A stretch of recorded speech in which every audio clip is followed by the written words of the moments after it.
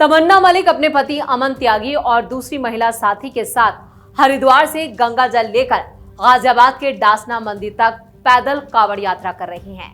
लेकिन इस धार्मिक यात्रा के बीच तमन्ना का एक बयान सोशल मीडिया पर तेजी से वायरल हो रहा है। खासतौर पर बुर्के को लेकर दिया गया उनका बयान चर्चा का केंद्र है। तमन्ना ने साफ शब्दों में कहा है कि बुर्का किसी की निजी जागीर नहीं है। इसे पहनना या नहीं पहनना हर व्यक्ति की अपनी पसंद है।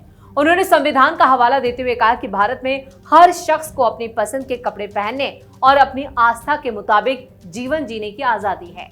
तमन्ना ने इस दौरान मौलाना साजिद रशीदी के बयान पर पलटवार किया और कहा कि देश का संविधान जो है वो देश संविधान से चलता है, किसी के दबाव से नहीं। कांवड़ यात्रा के दौरान उनका यह बयान अब धार्मिक स्वतंत्रता, पहनावे की आजादी और व्यक्तिगत अधिकारों को लेकर बहस के केंद्र में है। आखिर कौन है तमन्ना मलिक, क्यों बार बार चर्चा में आती है उनकी कांवड़ यात्रा और कैसे उन्होंने मौलाना साजिद रशीदी को रगड़ा है? आज यूपी के मुसलमान में इस पर विस्तार से चर्चा करेंगे। नमस्कार, मैं हूं परवीन शेख।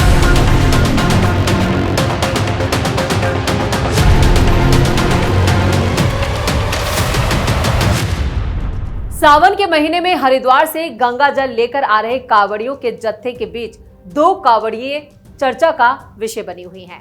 उत्तर प्रदेश के संबल जिले की रहने वाली दो मुस्लिम महिलाएं तमन्ना मलिक और अनीशा बानो बुर्का पहनकर हरिद्वार से गंगा जल लेकर आ रही हैं। वो 11 अगस्त को गाजियाबाद के डासना शिव मंदिर पहुंचकर भगवान शिव का जलाभिषेक करेंगे। जहां एक तरफ मुजफ्फरनगर पहुंचने पर हिंदू संघर्ष समिति के कार्यकर्ताओं ने उन पर फूल बरसाकर उनका स्वागत किया, तो दूसरी तरफ इस यात्रा को लेकर संत समाज में विरोध के सुर भी उठने लगे हैं। तमन्ना मलिक और अनीशा बानो ने बताया कि उन्होंने ये कदम समाज में मुस्लिम महिलाओं को उनके अधिकारों और आजादी को लेकर जागरूक करने के मकसद से उठाया है। उनकी इस यात्रा में हिंदू रक्षा दल के कार्यकर्ताओं की भी सुरक्षा के लिए उनके साथ चल रहे हैं। दोनों महिलाओं का साफ कहना है कि वो सौहार्द और संदेश देने के लिए 11 अगस्त को डासना मंदिर में पूरे विधि विधान से गंगा जल अर्पित करेंगे। बुर्का पहनकर कांवड़ यात्रा लाने को लेकर योग साधना आश्रम के स्वामी यशवीर ने कड़ा ऐतराज जताया। उन्होंने कहा कि कांवड़ यात्रा की अपनी एक धार्मिक मर्यादा और परंपरा होती है। स्वामी यशवीर ने कहा, गोल टोपी या बुर्का पहनकर कांवड़ यात्रा करने की अनुमति बिल्कुल नहीं दी जानी चाहिए। जो भी श्रद्धालु या कांवड़िया यात्रा में शामिल हो रहा है उसे पारंपरिक कांवड़िया वेश में ही यात्रा करनी चाहिए। अब उनके इस बयान के बाद हंगामा जरूर खड़ा हो गया। विरोध के बावजूद यात्रा मार्ग पर कई स्थानों पर स्थानीय लोग और कई संगठनों ने दोनों महिलाओं का स्वागत भी किया। मुजफ्फरनगर में हिंदू संघर्ष समिति के सदस्यों ने उन पर फूल बरसाए। तमन्ना मलिक ने कहा कि भारत का संविधान हर शख्स को अपनी आस्था मानने और अपनी पसंद के कपड़े पहनने की आजादी देता है। उन्होंने कहा कि इसी अधिकार के तहत वो कांवड़ यात्रा कर रही हैं और इसमें किसी तरह की रोक नहीं होनी चाहिए। तमन्ना ने यह भी कहा कि उन्हें सनातन धर्म में महिलाओं के सम्मान और अधिकार की भावना ज्यादा दिखाई देती है। उन्होंने ये माना कि उनका व्यक्तिगत अनुभव उन्हें इस राह पर लेकर आया है।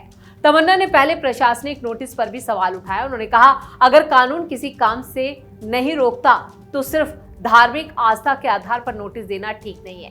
उन्होंने ये भी घोषणा की कि फरवरी में वो एक और कांवड़ यात्रा निकालने की कोशिश करेंगे। तमन्ना के पति का भी इसको लेकर एक बयान आया। तमन्ना के पति अमन त्यागी ने कहा, पति पत्नी एक दूसरे के फैसलों का सम्मान करते हैं और वो अपनी पत्नी की धार्मिक आस्था का पूरा समर्थन करते हैं। कांवड़ यात्रा को लेकर आपत्तिजनक बयान देने वालों के खिलाफ कानूनी कार्रवाई होनी चाहिए।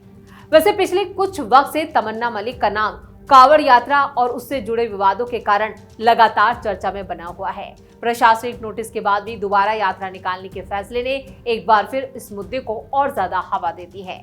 वहीं इस बीच तमन्ना ने मौलाना साजिद रशीदी को भी जमकर आड़े हाथों लिया है। उन्होंने मौलाना पर सीएम योगी से एक्शन की मांग की। उन्होंने कहा कि सीएम योगी आदित्यनाथ को कांवड़ियों को गाली देने वाले मौलानाओं पर सख्त एक्शन लेना चाहिए।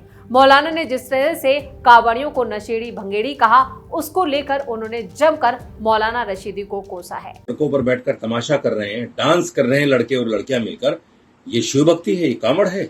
मैं ऐसे लोगों को नशेड़ी, भंगेड़ी, लूटपाट करने वाला और आतंकवादी तक बोलता हूँ। ये शिव भक्त नहीं हो सकता। मौलाना रशीदी के बयान पर तगड़ा एक्शन। इधर उत्तर प्रदेश के मुजफ्फरनगर में कांवड़ यात्रा को लेकर एक नया विवाद खड़ा हो गया है। कांवड़ियों पर आपत्तिजनक टिप्पणी करने के आरोप में धार्मिक नेता और ऑल इंडिया इमाम एसोसिएशन के अध्यक्ष मौलाना साजिद रशीदी के खिलाफ पुलिस ने मामला दर्ज किया है। पुलिस के मुताबिक ये कार्रवाई एक शिकायत के आधार पर की गई। मुजफ्फरनगर के अपर पुलिस अधीक्षक यानी एसएसपी सिद्धार्थ मिश्रा ने यह जानकारी दी कि हिंदू कार्यकर्ता नरेंद्र पवार की शिकायत पर मौलाना साजिद रशीदी के खिलाफ सिविल लाइंस थाने में एफआईआर दर्ज की गई है। पुलिस ने उनके खिलाफ भारतीय न्याय संहिता यानी बीएनएस की धारा 299 के तहत मामला दर्ज किया। ये धारा जानबूझकर किसी धर्म की भावनाओं को ठेस पहुंचाने से जुड़े मामलों में लगाई जाती है। शिकायतकर्ता नरेंद्र पवार जो हिंदू संघर्ष समिति से जुड़े हैं, उनका आरोप है कि मौलाना साजिद रशीदी ने कांवड़ियों को लेकर ऐसी टिप्पणी की है जिससे धार्मिक भावनाएं आहत हुई हैं। इस बयान के विरोध में हिंदू कार्यकर्ताओं ने प्रदर्शन भी किया और पुलिस से मौलाना के खिलाफ सख्त कार्रवाई की मांग की थी। मामला सामने आने के बाद राजनीतिक प्रतिक्रियाएं भी शुरू हो गई। क्या मामला है? आप यहाँ आईपी एक्सटेंशन थाने पे क्यों आए हो आज?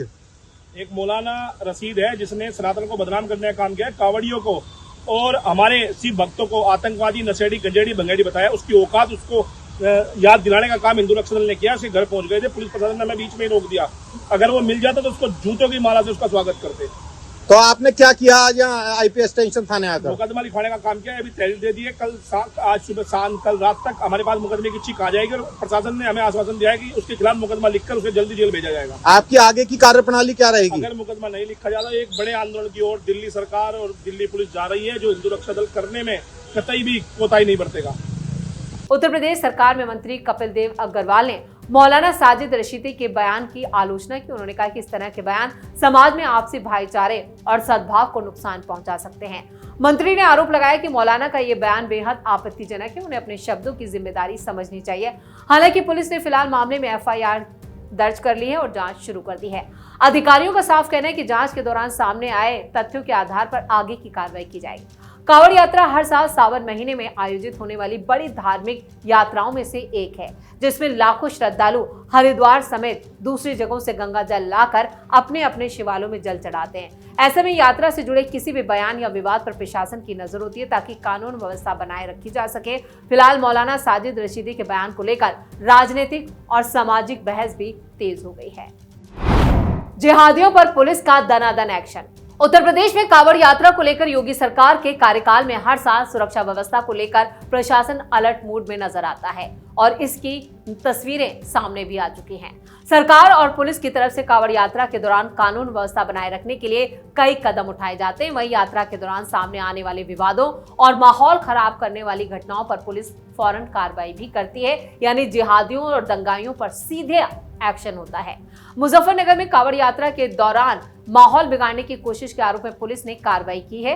साल 2025 में एक पुराना वीडियो वायरल करने के मामले में 3 लोगों को गिरफ्तार किया गया था। आरोप था कि इस वीडियो के जरिए कांवड़ यात्रा के दौरान तनाव पैदा करने की कोशिश की जा रही थी। पुलिस ने मामले में मुकदमा दर्ज कर जांच शुरू की और आरोपियों के खिलाफ कानूनी कार्रवाई की गई है। इसके अलावा कांवड़ यात्रा 2024 के दौरान उत्तर प्रदेश के अलग अलग हिस्सों में कई विवाद सामने आए थे। कहीं मारपीट की घटनाएं हुई तो कहीं तोड़फोड़ और आपसी विवाद के मामले भी सामने आए। इन घटनाओं को लेकर भी पुलिस ने अलग अलग जगहों पर केस दर्ज किए और हालात को कंट्रोल करने के लिए कार्रवाई की गई।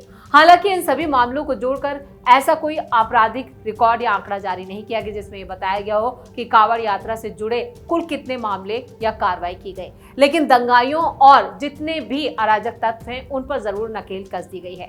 योगी सरकार के दौरान कांवड़ यात्रा को लेकर प्रशासनिक तैयारियों में काफी बदलाव देखने को मिला। हर साल यात्रा शुरू होने से पहले पुलिस और प्रशासन के अधिकारी सुरक्षा व्यवस्था की समीक्षा करते हैं।